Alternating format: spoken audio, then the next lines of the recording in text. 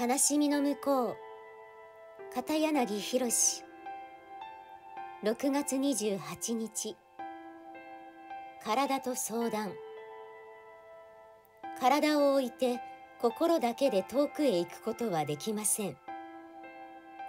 体の声を無視し、無理やり心に従わせるなら、やがて体は動かなくなるでしょう。